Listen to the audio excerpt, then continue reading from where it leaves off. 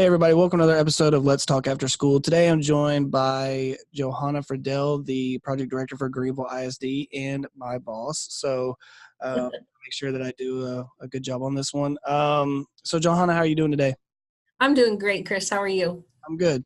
And today we wanted to talk a little bit about small programs in general and how they get noticed out in the big world of after school programs and just, large metro areas. So first, just kind of give us a little bit of a background and kind of let us know a little bit about yourself, and then we'll jump into that. Sure. I've been a project director out here in Greenville, which is in East Texas. It's about 45 minutes east of Dallas. And I've been doing that for about 8 years. I've been a school administrator and a special education teacher, interventionist, private business owner. Worked pretty much all my life in some capacity with after school or out of school time programs. So that spans, I don't want to tell you how many years that spans. Well, we'll just skip that part. We'll skip that. Yeah. So let's talk a little bit about smaller programs and how it can be difficult sometimes for programs like ourselves. I mean, Greenville is a decent size district, but compared to Dallas and some of these other larger districts, it's small potatoes. So how does a smaller district get noticed, and what are some tips or some things that you think programs can do to showcase what they're doing in their programs? Of course. Well, Chris, I was born in a really small town of about 600 people. And so when we moved down to Texas, I'd worked in the greater Austin area. And so I worked for bigger school districts and, kind of saw the inner workings of those. When I came out to Greenville up here, when we moved up to the Dallas area, I told my husband I really want to go back to a smaller school and kind of see what I can give back to the community and kind of help them in some way. So I took on this project director position. Greenville's got about 4,000 students in the district plus, give or take, Chris. And so it's relatively small, especially when you compare it to the likes of, like you said, Dallas, San Antonio, LA, New York, et cetera. And so basically, how do we get noticed? There's a lot of us out there that are smaller. And so kind of how do we get our name out there too, so that we can continue to have good funding and resources and aid to our sustainability. So is that where you're kind of going on that? Yes. So I'll just kind of touch on some of the things that we've done that have kind of gained national attention, or just anything in general that you think districts can do to help their cause. Sure. Well, the very first year, and that was back in 2011, people always look at your program when you go to speak or present, they're looking at the end result. So when you see me or some of my site coordinators speak about Greenville, you're seeing the culmination of 8+ years, plus all the experience I've had prior to that in the field and in school districts. But you don't see that first year. And so our first year was very difficult in Greenville. We didn't have a lot of buy-in from the district because it was a grant that I don't really think that the district thought they would get. They were hoping for it, but I don't think they really thought that they had a chance to get it. And so our first year was very difficult. We had to start immediately. We weren't given a certain amount of time to kind of wait. And it was tough. It was tough finding the right people. It was tough getting all of our basic structure in place. But one thing that I kind of held on to that first year, Chris, was what are we going to be known for? What is going to be our mark in this after school field? And so I had kept my ears open and listened at the webinars that the ACE contractors put out.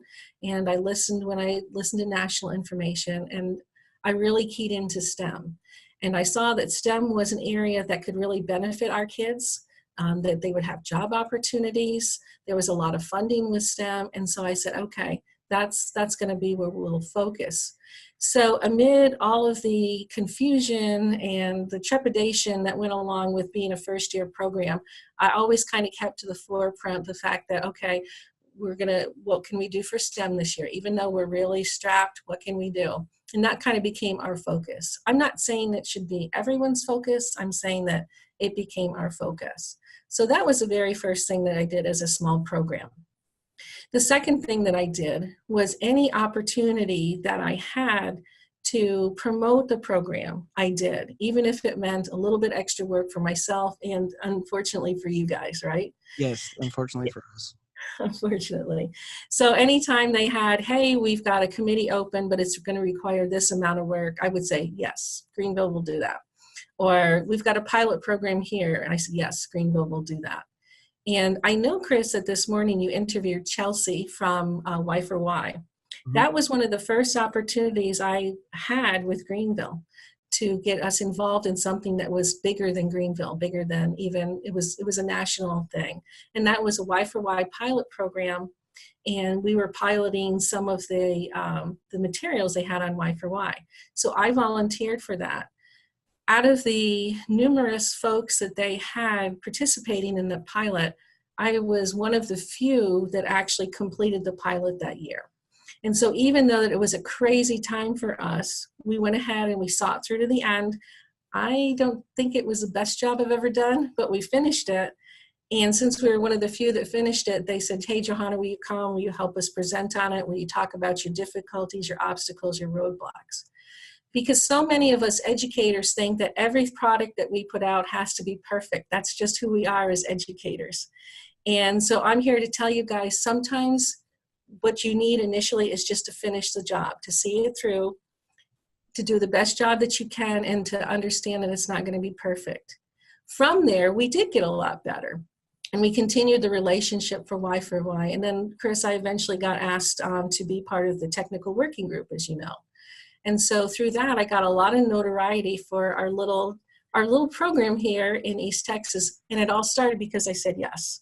I said yes to a little extra work, and I finished what we started, and that is key. I'll give you another example of that. This year, we had an opportunity to work with Facebook. This year, I'm an after-school ambassador for the National After-School Association. And so they said, hey, Johanna, would you help us out with this Facebook program? And I'm like, I said, look, this year I've done the floor challenge. We're doing NASA. We had all these STEM initiatives already. This came about in February. And I said, so here's the thing. I said, I'll do it if you absolutely get to the last day and you have nobody else to do it, right? We'll go ahead and help you. I said, but try to find someone else. We don't want it to be all about Greenville. We want it to be, get other people's names out there as well. Well, they emailed me back immediately and they said, you're doing it. Wow. Like, okay. They took that time, that 3 minutes to Yeah. make sure that no one else wanted to do it. So exactly. So, which is good for us. And so we went ahead and we completed the task. We had right smack dab in the middle of it. We had only 4 weeks. One whole week was just taken up with spring break and all of the close up and things that have to do with that. But we went ahead and we finished it. We finished it ahead of schedule. And so then they came back and they said, Johanna, we had somebody drop out. Will you do another one? And so I'm like, there's no way we can do another one. So I gave them a couple of really hard, we'll do it if this and if this and then this, thinking that they wouldn't want us to do it. Well, they asked us to do it. And so we did one at another campus. So we ended up doing 2 projects for Facebook this year. And one of the comments that came out of it was, Johanna, we ask you to do these things because we know you'll get them done. And so you can kind of look at that like, oh, they're not saying I did a good job. They're saying that I got it done. But, but that is a big part of it. And this is something that I tell the kids. A lot of times don't worry about, worry about getting it done, worry about trying to get it to do the job initially. And, we all want everything to be perfect. And a lot of times, folks, if you wait till you're going to do it perfect, opportunity is going to pass you by. So put your teaching hat aside, your educator hat aside, and don't worry so much about being a perfectionist. Worry about being a doer and an achiever and getting it done.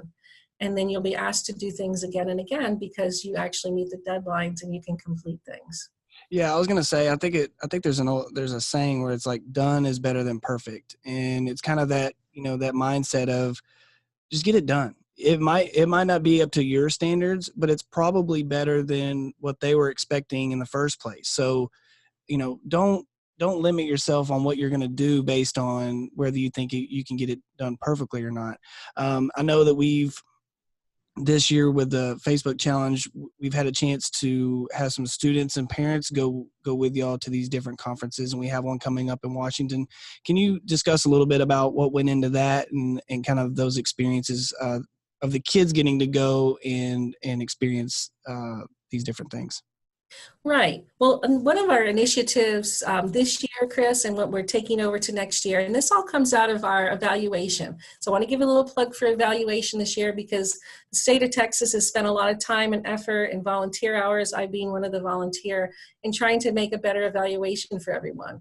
And so when you do an evaluation, one of the most important things that you put on there are your plans for the next year. And that's something that I take very seriously and I'm very structured on. And so one of our initiatives for this year and continuing next year is our partners.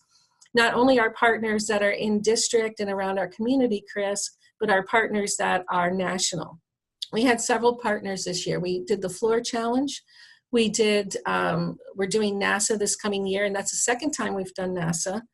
We did Facebook, and we're also doing a partnership with Kind Nutrition Bars called Empatico. This is very important for us small fish. And so if there's a lot of you rural people out there that, just feel like you can't make your mark and you don't know how you're going to sustain your program, my advice to you guys is get involved in some of these bigger projects. Get involved with, the national parks. Get involved with, and what did you speak with Chelsea about this morning? It was the oceanographic organization. Yeah, it's the NOAA organization. Is what Right. it's called, and I don't want to say too much specific because I'll probably get it wrong. Right. But yeah, it deals with the oceans and the aquatic life and the Right. with them. And Y for Y, our ACE website and our Texas State, we have we have a really good information there, but I also want to put in a plug for Y, which is the national portal put out for the United States Department of Education, of which we are all funded in 21st Century CCLC. And they have a lot of really good links out there, folks, to different companies and organizations that will partner with you. And it's amazing. If you want to not write lesson plans or have good lesson plans provided for you, they're there. They've got all the materials figured out for you. They've got resources. Sometimes they offer you help in finding ways to do different things, like travel to Facebook headquarters in San Francisco, which is what we did just a little while ago. And as part of the project, finishing the project for Facebook, as Chris asked, we were able to travel with 2 students and their moms to San Francisco, and we participated in a 2-day hackathon, and the kids got to see a different part of the country. One of our kids, Chris, hadn't even flown on an airplane before. Oh, wow. So that was a little scary for all of us because we weren't sure how they were going to, to weather that, but she did great. And then as another added benefit of that, we were asked to go to Washington, and I'm able to take another student and parent with me to Washington to talk to legislators about all the good things happening in Texas, good things that are happening in Greenville, and good things that are happening nationwide for after school. So these are ways to open doors. And I was going to say, you talked about getting involved in these bigger projects, and also remember that corporations love when they can partner with schools. Like that is something that they always pride themselves on, and they'll always promote, is if they give to after school programs or if they help sponsor different things with after school or just school in general. Is anything that helps kids, they're more than happy most of the time to help you out. So don't be afraid to ask those major corporations or even just ones that are in your local community to help with things. I know that we've gone to different resources in just our small little town, Fish Ministries, which does a lot of help with the community as far as food and making sure that people that are going without, that they have kind of someone to lean on. And so we talked a little bit about these smaller districts and in some ways that they can kind of get themselves out there working with different corporations. I know next week we'll be at AustiCon. You'll be presenting at that. I'll have a booth for the podcast up there. So, and that's another thing is we are constantly every year. There's probably, I think there's like 3 or 4 conferences that we try to go to, and we split up our staff and we say, hey, who wants to go to this? Johanna's like, do you if you want to go to this, you got to present. So yes, something that you want to present. and it's a And that's another thing, Chris, that I think small districts can do to get themselves out there. And that's what I started doing was and I presented as an administrator. So I did have that background. So I wasn't too nervous about doing it. But even those of you who are nervous about it, people want to hear what you're doing in your program. Don't be scared. I mean, go ahead, submit your application. People, after you present a while, they're like, well, where are you from? I'm like, I'm from nowhere. I'm from a tiny little East Texas town. And you guys can do that too. Just put in you all do interesting things. And like I say to the site coordinators, if you want to go to these conferences, you have to present. And that will save you money too, because when you present, your fees are reduced and you can take more people. So that's one of the ways that I fund, going to the conferences. And a lot of times they ask me to present and I'm like, well, I can't afford it because I'm out of travel money. And they're like, well, give us all your receipts, we'll pay for you. Okay. And then we get to present, we get to put our name out there, and then more people are interested in what we're doing in Greenville. Yeah, and I know just me personally, when I go to conferences, I like to see other site coordinators that are presenting. Right. I like to have people that are actually in the trenches. How do they work this out? How were they able to get this to work with their group of students? Because a lot of times you can go to an exhibitor or a vendor and they'll be like, oh yeah, this will work and this will do this. I want to hear from someone that's actually implemented it, or someone that has actually started a class from scratch, and here's the materials they use. And I think a lot of times we kind of sell ourselves short and we don't realize the different things we do each year that we could present on. And I think it's important to kind of think that way. And I know that with last year at OstiCon, I presented for the podcasting class that we did. And, that just started as a class. And then Johanna was like, hey, I think that's something so just always keep that in your mind. Not every class is going to be that way, but certain things that are innovative and that are different, think about ways that you can get that out there to different people. Yeah, and I try to always, when I can afford it, throw you guys out there, because you're the implementers, and that's who folks want to hear from. And when I present, whenever you come to one of Greenville's presentation, you guys will notice a certain pattern that we do. And if you come to Extreme Ninja Robots, who are in the death zone in OstiCon this year, we're on Friday. I volunteered for that though. I think Friday's the last thing, but my formula is, I kind of give you some research, give you some background on the why of what we're doing. Because as educators, we all need to know it's only an activity unless you give the why. When you give a why, then you're giving a learning experience. So I always spend a little bit of time talking about why you should do this STEM project or why you should do this reading project. But then after that, and Chris, you can back me up on this, we go straight to hands-on.